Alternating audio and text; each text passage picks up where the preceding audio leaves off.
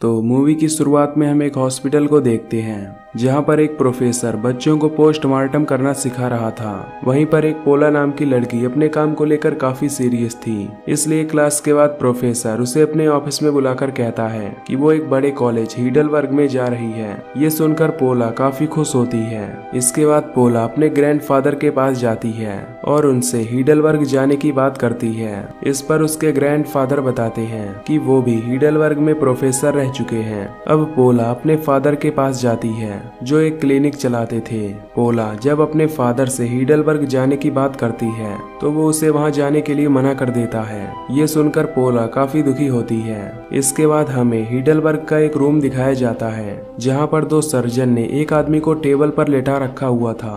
तभी जब उस आदमी की आंखें खुलती हैं तो वो देखता है कि वो सर्जन उसकी पेट फाड़ रहे होते हैं, जिससे उसकी मौत हो जाती है। अब पोला ट्रेन से हीडलबर्ग जाने के लिए निकल पड़ती है। वहीं पर पोला को उसकी क्लासमेट ग्रेचन भी मिलती है जो इस हीडलबर्ग के लिए सिलेक्ट की गई थी।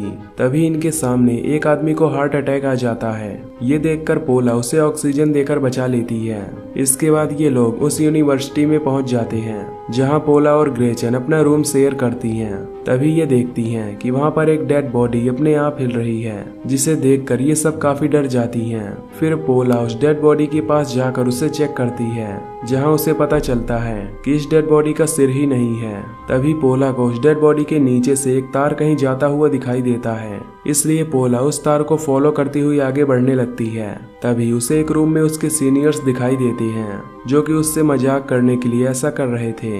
अब रात को सभी स्टूडेंट्स एक साथ मिलकर पार्टी करते हैं। यहाँ पर हम उस लड़के को भी देखते हैं जिसे ट्रेन में हार्ट अटैक आया हुआ था। वो लड़का ड्रिंक करने के बाद वॉशरूम में जाता है। तभी कोई अनजान आदमी उस पर हमला कर देता है, जिसके बाद वो उसे घसीटकर यहाँ से ले जाने लगता है। अब हमें फिर से वही लड़का दिखाई देता है जिसे ऑपरेशन रूम में लेटा दिया गया होता है। इसके बाद वहाँ पर दो सर्जन आते हैं जो आपस में डिसाइड करते हैं कि इस डेड बॉडी का पोस्टमार्टम कैसे करना है। तभी उस आदमी को होश आ जाता है जो अपने पास एक चाकू रख लेता है, और जब वो सर्जन उसे इंजेक्शन लगाने के लिए आता है तो वो उस सर्जन पर चाकू से हमला कर देता है। फिर जब वो वहाँ से बाहर निकलने लगता है तभी उसे दूसरा सर्जन रोक लेता है। उधर वो जख्मी सर्जन उसके पीछे से आकर उसे इंजेक्शन लगा देता है, जिससे उसकी वहीं पर मौत हो जाती है। नेक्स्ट डे एक प्रोफेसर सभी स्टूडेंट्स को एक म्यूजियम में लेकर जाता है जहां वो उन सभी को बताता है कि ये सब नकली ह्यूमन बॉडी के बोनस हैं, पर ये असली ह्यूमन बॉडी बोनस होते हैं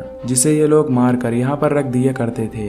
अब अगले दिन प्रोफेसर सभी स्टूडेंट्स को बुलाता है और उन्हें पोस्टमार्टम सीखने के लिए बोलता है। सैंपल के तौर पर वहाँ उस लड़की की डेड बॉडी होती है जिसे उन सर्जन ने मारा होता है, लेकिन जब पोला उसे देखती है तो वो एकदम से शॉक हो जाती है, जिसके बाद वो ग्रेचन से कहती है कि वो लड़का इतनी जल्दी नहीं मर सकता। इस पर ग्रेचन उसे बताती है कि उस लड़के को हार्ट अटैक की बीमारी है जिसके कारण वो मर गया है। लेकिन पोला को ये सब काफी अजीब लग रहा था, इसलिए वो दोबारा से उस डेड बॉडी के पास जाती है जहां वो नोटिस करती है कि उसका ब्लड पूरा रबर की तरह बन गया होता है। फिर पोला उसके ब्लड का सैंपल लेती है ताकि उसका जांच कर सके। अब पोला लैब में इस ब्लड की जांच करती है जहां उसे पता चलता है कि इस ब्लड में काफी अजीब से पदार्थ मिले हुए हैं। इसके बाद वो अपने फ्रेंड को कॉल करके उससे हेल्प मांगती है ताकि वो उसकी अच्छी तरीके से जांच कर सके।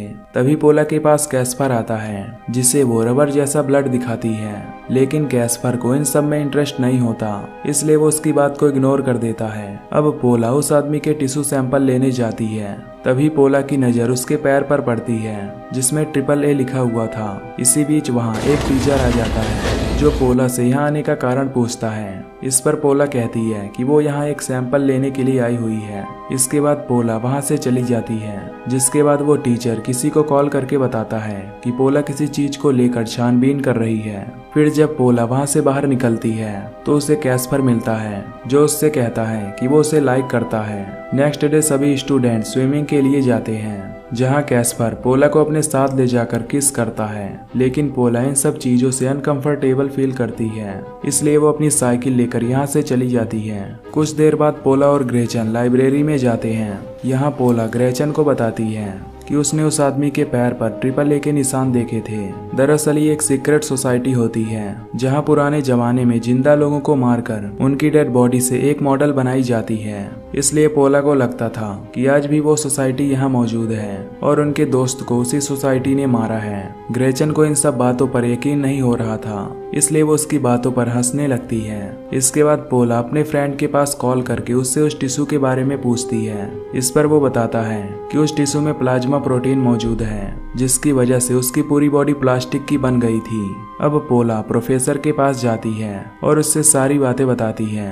प्रोफेसर कहता है कि तुम इन सब चीजों पर ज्यादा फोकस मत करो। इसके बाद पोला अपने रूम में जाती है जहां उसे अपने बेड पर कुछ खून लगा हुआ दिखाई देता है। साथ ही पोला को वहां एक कैंडल भी दिखाई देता है। पोला इन सब को इग्नोर करके उस सीक्रेट सोसाइटी के बारे में इंफॉर्मेशन लेने लगती है। तभी पोला को पता चलता है कि जो भी इस सीक्रेट सोसाइटी के बारे में इंफॉर्मेशन लेता है तो वो सोसाइटी उसके बेड पर ब्लड गिरा देती है और उसके नीचे एक कैंडल भी रख देती है ताकि वो उसे अलर्ट कर सके कि वो उसके रास्ते में ना आए।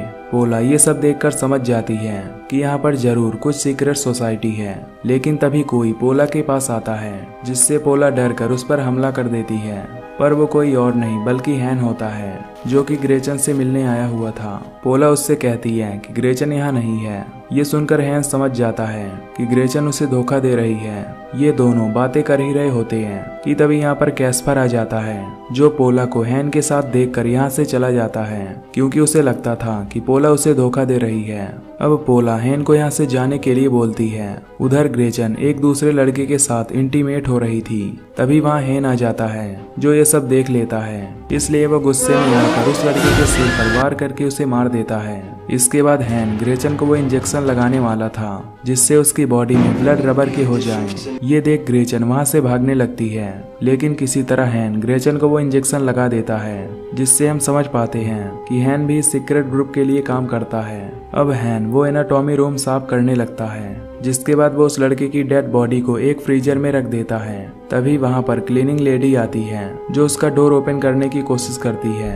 हैन सोचता है कि अगर कोई इस लड़के की लाश को देखेगा तो वो उसे पहचान जाएगा, इसलिए वो उस लड़के का सिर काट कर अपने पास रख लेता है। उधर पोला ऑपरेटिंग रूम में जाती है जहां उसे एक जनरल रिपोर्ट मिलती है जिसमें कुछ एंट्रीज लिखी हुई थी।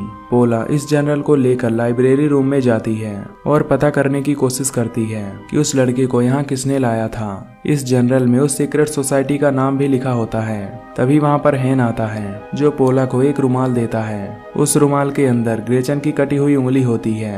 हैन पोला से कहता है कि वो इस सीक्रेट सोसाइटी का मेंबर है, इसलिए पोला को उसके रास्ते में नहीं आना चाहिए। ये सुनकर पोला को काफी गुस्सा आता है, जिसके बाद वो पुलिस के पास जाती है और उनसे इस सीक्रेट सोसाइटी के बारे में बात करती है।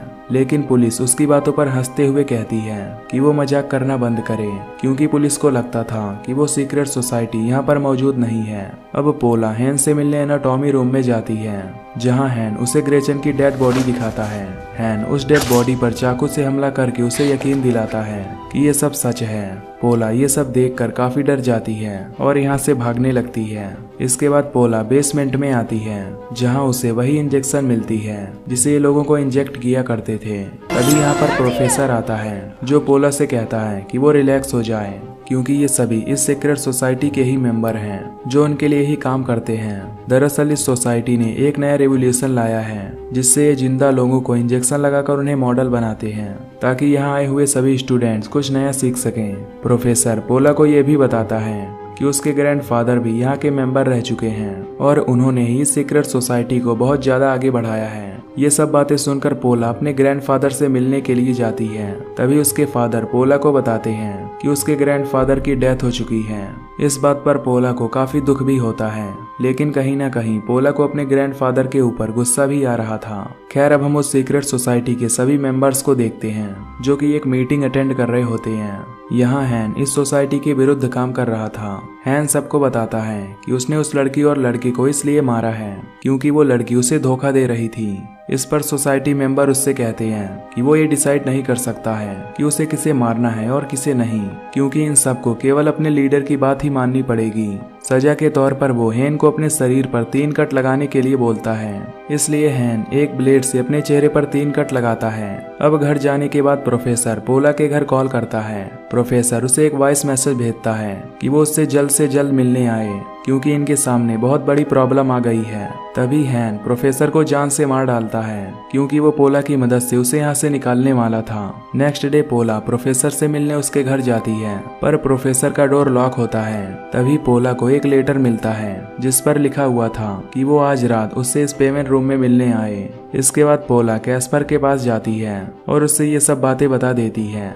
फिर कैस्पर उसे संभालता है और ये दोनों इंटीमेट होते हैं। अब कुछ देर बाद जब पोला उठती है तो वो देखती है कि कैस्पर ने उस सीक्रेट सोसाइटी की बुक रखी हुई है, जिससे उसे लगने लगता है कि कैस्पर भी सीक्रेट सोसाइटी का मेंबर है। इसके बाद वो कैस्पर पर हमला करके यहाँ से भाग निकलती है। अब रात को पोला इस पेमेंट रूम में जाती है जहाँ उसे प्रोफेसर ने बुलाया था। यहाँ पोला को हैन मिलता है जो उसे ग्रेचन की बॉडी दिखाता है। तभी पोला यहाँ से भागने लगती है, लेकिन किसी तरह हैन उसे पकड़ लेता है। फिर जब पोला की आंखें खुलती हैं तो वो अपने आप को उसी रूम में बंधा हुआ पाती है। यहाँ वो फील करती है कि वो अपनी बॉडी को नहीं हिला पा रही है, जिससे उसे पता चल जाता है कि उसके बॉडी में भी वो इंजेक्शन लगा दिया गया है। तभी यहाँ पर कैस्पर आता है जो पोला को देखकर हैरान हो जाता है।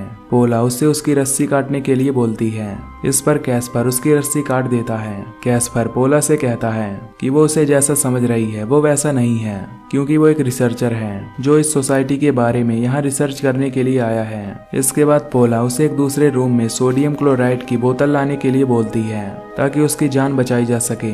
अब कैस्पर उसके लिए सोडियम क्लोराइड की बोतल लेकर आता है। फिर पोला उससे उस सोडियम क्लोराइड को उसके बॉडी में इंजेक्ट करने के लिए बोलती है। अब कैस्पर ऐसा ही करता है, जिससे पोला की बॉडी हिलने लगती है। तभी यहाँ पर हैन एक और स्टूडेंट के साथ आता है, जिसके बाद हैन कैस्पर पर हमला कर देता है। फिर ये दोनों कैस्पर को वहीं बांध देते हैं और उसे भी इंजेक्शन लगाने वाले होते हैं, लेकिन तभी पोला उस दूसरे स्टूडेंट को वो इंजेक्शन लगा देती है, जिससे उसकी बॉडी रबर की बनने लगती है। इसके बाद पोला वहां से भागने लगती है और हैन उसका पीछा करने लगता है, लेकिन किसी तरह पोला हैन को मार गिराती है, जिससे उसकी मौत हो जाती है। अब पोला कैस्पर के पास आती है और उसे हॉस्पिटल ले जाती है। नेक्स्ट डे पोला कैस्पर से मिलती है और उसे किस करती है, क्योंकि कैस्पर अब ठीक हो चुका था। अब नेक्स्ट सीन में हम दो स्टूडेंट्स को देखते हैं जो उस एनाटॉमी रूम में आए हुए होते हैं। यहाँ ये बातें करते हैं कि अब से ये ही सीक्रेट सोसाइटी के लिए काम करेंगे। और इसी के साथ ये मूवी यहीं पर खत्म हो जाती है। तो दोस्तों, अगर आपको वीडियो अच्छी लगी हो तो लाइक करना मत भूलना और चैनल को सब्सक्राइब कर देना। बाकी मैं मिलूंगा आपसे अगली वीडियो में। Till then take care, love you, bye bye.